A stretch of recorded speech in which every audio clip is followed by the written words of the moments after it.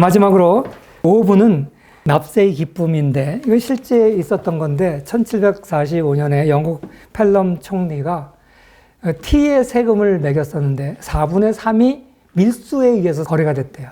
그래서 이 사람이 티에 부과되는 세를 50%로 낮춰줬대요. 그랬더니 이제 탈세가 많이 줄어들고, 그래서 세수는 늘어났대요. 그래서 양쪽에 다 칭찬을 받아서 이 사람이 가장 성공적인 세금을 징수했던 사람이에요. 그런데 사실 이 사람 이전에도 이미 애덤 스미스도 그렇고 휴엄도 그렇고 세이도 그렇고 여러 사람들이 세금 많이 걷지 말라, 세금 적게 걷는 게 더 국가적으로 이익이 된다, 이 얘기를 했어요. 그리고 대표적인 사람이 레이건 정부 때 레포 곡선을 주장했던 경제학자예요. 이게 레포 곡선인데, 이건 위에는 텍스로 인한 소득이고 여기는 세율이에요. 만약에 현재 지금 이 시점에 있다면 텍스를 줄이면 세금 걷는 건 늘어난다, 이게 레포의 주장이에요.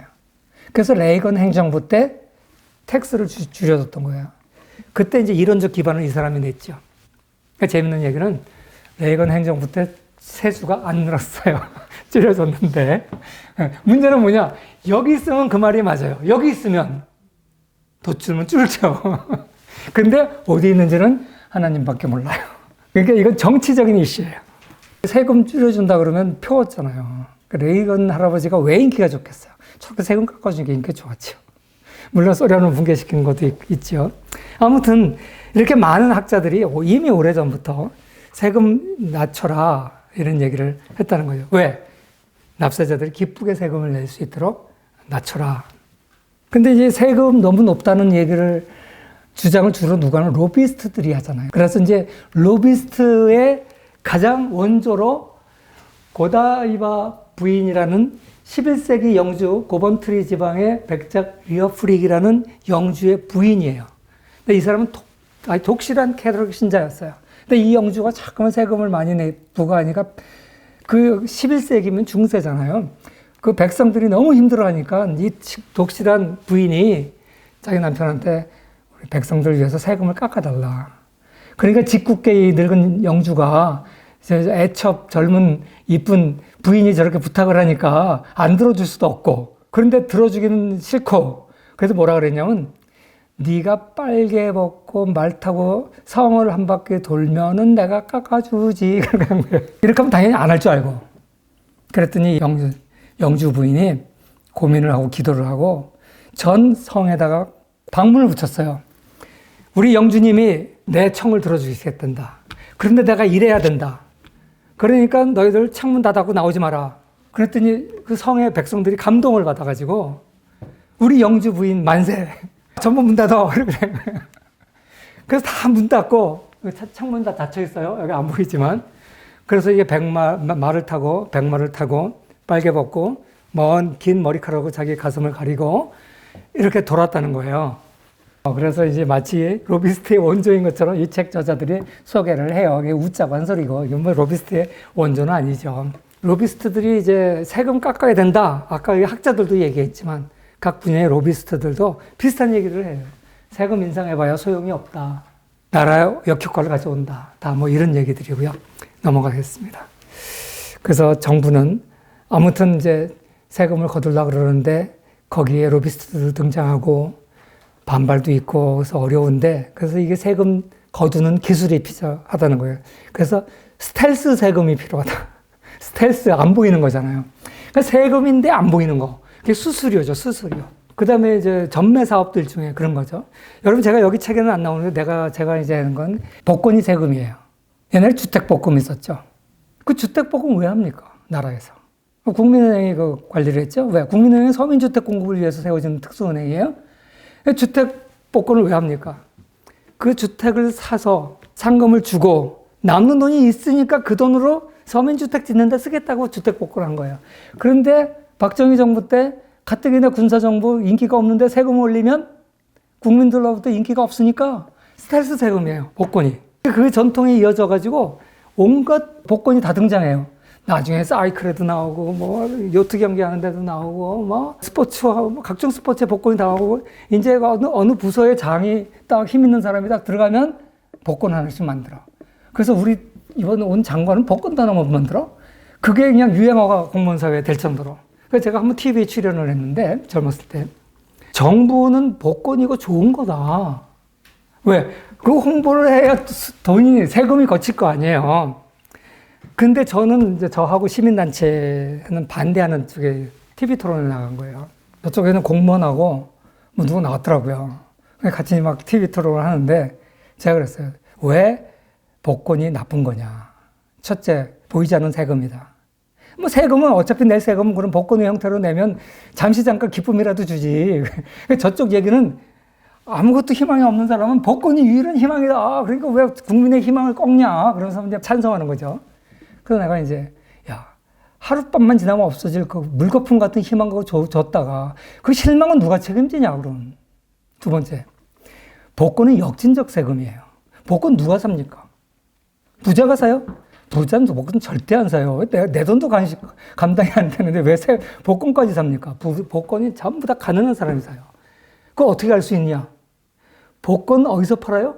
지하철역 앞에 버스 정류장에서 팔아요. 아, 부자가 무슨 지하철 타고 버스 타고 다닙니까? 요새는 꼭 공짜 지하철 타서 부자들 좀 타더라고요.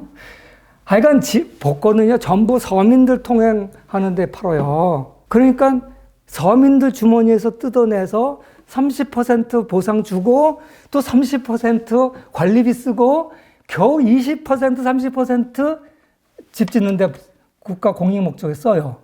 그러니까 세금 중에서 비용 제일 많이 든 세금이 복권이에요.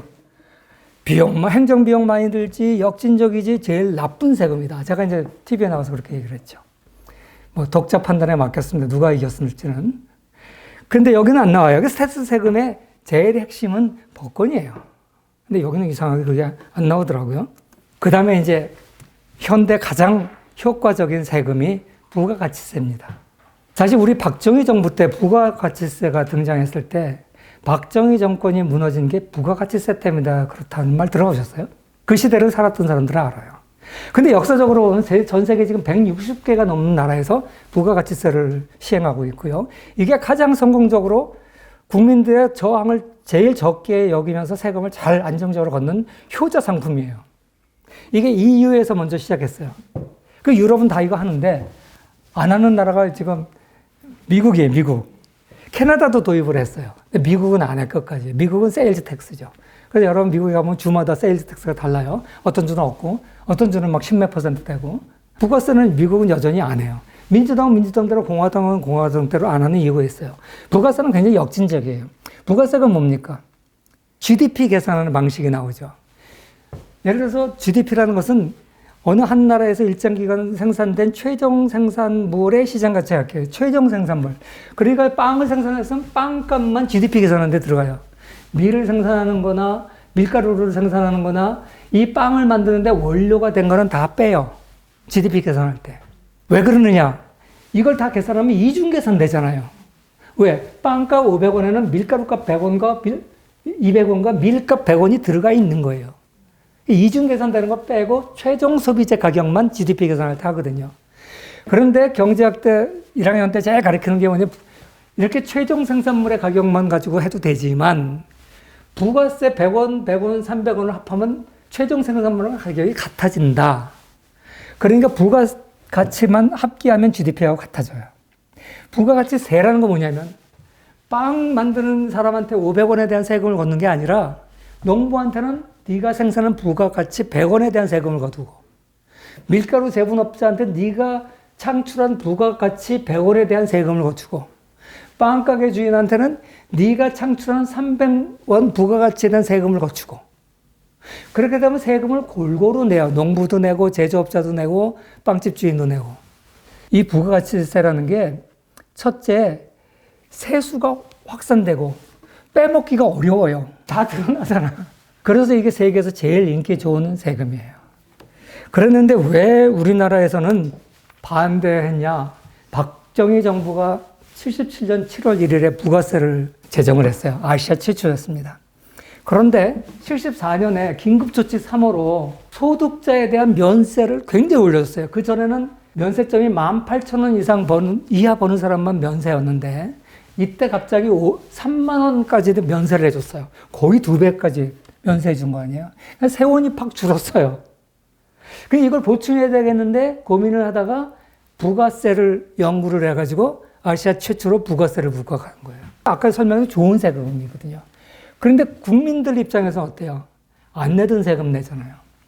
거기다가 이 소득세라는 것은요, 직접 세니까 부자들은 누진적으로 많이 내요. 근데 부가세는 이거 간접세예요. 부자가 빵 사면 1,000원 내고 가난한 사람이 빵 사면 500원 냅니까? 그런 거 없잖아요. 똑같이 내잖아요. 그러니까 누진제가 적용이 안 돼요. 그러니까 가난한 사람한테 불리한 세금이다라고 여론이 형성되면서 이것 때문에 부마 항쟁이 터졌다라고, 이 부마 항쟁이 그거 말고도 많아요. 여기는 김영삼 잡아놓고 뭐 신민당 총재에서 떨어뜨려버리고 뭐 여러 가지 이거 많은데, 그러니까 이것도 원인 중에 하나였다. 뭐 그런 말이 있을 정도로 부가세 그러면 박정희 정부 때 만들어 놓은 건데 아주 잘한 거예요. 왜 그러냐면 하도 조세 저항이 세가지고 이때 10%였는데 지금도 10%예요. 77년부터 지금까지 그러면 거의 50년 동안 하나도 못 올렸어요. 다른 나라는 부가세가 어떻게 되냐? 스위스 25%, 프랑스 19% 엄청나게 높아요. 근데 한국은 반밖에 안 되잖아. 세계에서 제일 낮아요. 일본 다음으로. 일본은 6%였거든요. 아베 때 8%로 올렸어요. 그리고 나 10%로 또 올린다 그랬는데 올렸는지 모르겠어요. 그러니까 일본이 낮아요. 근데 일본을 제외하고는 우리나라가 제일 낮거든요. 그래서 이 부가세를 올려야 된다는 여론이 많아요. 그런데 이거 하면 또 민주당에서 난리 날 거예요. 가뜩이나 부자들 감사하고, 그래서 어느 정권도 이건 못 건드려요. 아무튼 박정희 대통령이 선견지명을 잘한 거죠. 그런데 이건 바가지로 혼자 다 먹고, 그 다음에 이제 나머지 15장은 이제 그 서머리가 돼 있고요. 그 다음에 미래 세대에는 어떻게 될 거냐. 고령화가 돼서 나라마다 세금 많이 걷어야 되는데 이거 참 걱정이다. 그리고 이제 포퓰리즘이 확산돼서 세금에 대한 거부 심리는 많고 쓸 때는 많고, 그러니까 이 재정 적자를 어떻게 메울 것이냐. 그러려면 이제 기업한테 걷어야 되는데 기업들은 세금 걷으면 다른 나라로 회사 옮겨버리니까 그럼 어떻게 하면 막냐. 그러니까 WTO 같이 WTO를 월드 텍스 오르가니제이션, 다른 WTO를 만들자. 그래서 세금 때문에 이사 가는 놈 있으면 중과사 해버려라. 그래서 우리나라에서 실질적으로 지금 싱가포르나 조세 회피 지역에 영주권을 받으면요, 국세청 조사 대상입니다. 국제 공조도 없는 말이 아니에요. 근데 쉽지는 않아요. 왜? 저걸로 먹고 사는 나라가 많아요. 되겠습니까? 저건 100% 모든 나라가 합의해 줘야 되는 거잖아요. 근데 이건 안 될 거예요, 제 생각에는. 그 다음에 이제 블록체인 기술 때문에 세금 걷는 기술이 많이 비약적으로 발전할 거다. 이제 이런 예상도 있고요. 뭐 이런 얘기로 이 책을 마칩니다. 제가 이제 길게 말씀을 드렸는데, 제가 마지막으로 마무리를 지면서 세금과 체제 문제에 대해서 말씀드리려고 그래요. 토지 공개념 문제를 아까 그 책 중에 토지 가치세를 긍정적으로 평가한다 그랬잖아요. 이것을 좀 설명을 드리려고 그래요. 그래서 꼭 결론적으로 한 10분만 요거 한 5분만 더 설명드려도 되겠죠? 헨리 조지라는 사람이 진보와 빈곤이라는 책을 썼어요. 이것 때문에 토지 공개념의 원조라 그래요. 이 사람이 샌프란시스코의 선지자라고 부를 정도로 독실한 크리스천이에요. 그래서 이 사람이 어떤 사람이고 왜 토지 공개념을 주장했고 그걸 왜 우리나라 좌파들이 지금 좋아하는지 요 얘기를 좀 하려고 그래요. 그게 우리나라 체제 위기하고 어떤 관련이 있는지 요걸 제가 좀 설명을 드리려고 그래요. 성경에 레위기 25전에 이 희년에는, 희년이 뭐예요? 기쁨의 해, 주빌리. 성경에 보면 7년에 한 번을 안식년이라 그래요. 그런데 7년의 안식년이 7자리 오면 7, 7이 49잖아요. 그럼 49년도 안식년이에요. 근데 50번째 되는 해는 희년이라 그래요. 그래서 왜 희년이냐, 왜 기쁨의 해냐? 희년이 되면 이스라엘 백성이 가나안 땅을 점령해서 여호수아의 영도하에 점령지를 지파에 분배를 합니다. 그럼 각 지파 족장들은 그 땅을 또 다시 자기 밑에 자식들한테 분배를 해요. 그렇게 해서 쭉 사적 소유권제가 유지가 되는데 50년이 지나면 그 사이에 아파서 그런 이유도 있고 낭비해서 그렇기도 하고 팔아먹는 놈이 생겨서 50년쯤 지나면 빈부격차가 심해진다는 거예요. 처음에는 균등했는데 50년이 되면 희년의 나팔을 불면 자기 조상이 했던, 자기가 했던 남한테 넘어간 토지 소유권을 되찾는 해예요. 기쁨의 해죠. 그래서 희년의 해는 나팔을 불고, 그러면 이제 희년이 내년이다 그러면 딴 거래 어떻게 해? 못 하잖아요. 그러니까 희년까지 남은 기간 동안 사용료만 받으면 된다. 그래서 그런 얘기가 쭉 있어요. 아주 자세하게 희년이란 제도와 그 제도 하에서 토지 제도 세금을 어떻게 걷어야 되는지를 자세하게 설명을 하고 있어요. 이거를 근거해서 헨리 조지는 뭐라 그러냐면, 토지는 영영이 팔지 말라.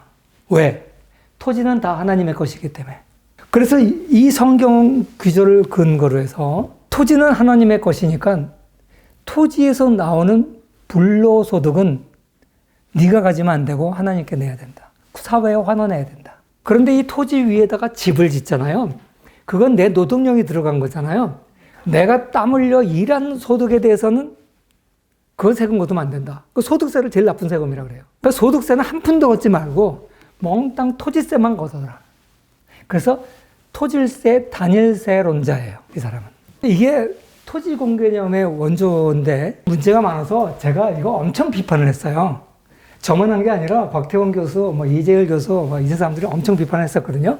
이 사람은 이제 캘리포니아, 금광 때문에 캘리포니아 갔다가 거기 재미 못 보고, 그래가지고 돈이 없으니까 신문사에 들어서 일하다가 이 사람이 그 글을 잘 써요. 나중에 이제 거기서 주로 주필이 되고 책을 쓰게 돼요. 그 진부와 빈곤이라는 책을 쓰게 되고요.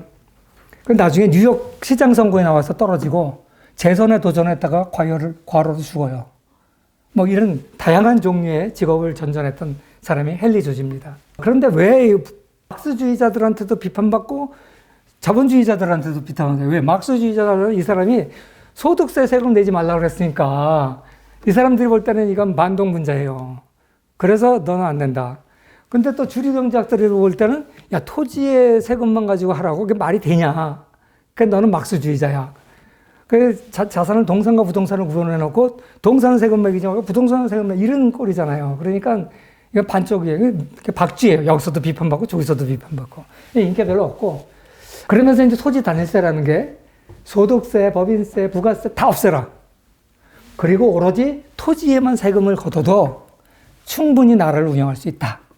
지금은 불가능하다는 건 삼척 동자도 알잖아요. 그런데 왜 한국에서 좌파들이 헨리 조지에 열광하죠?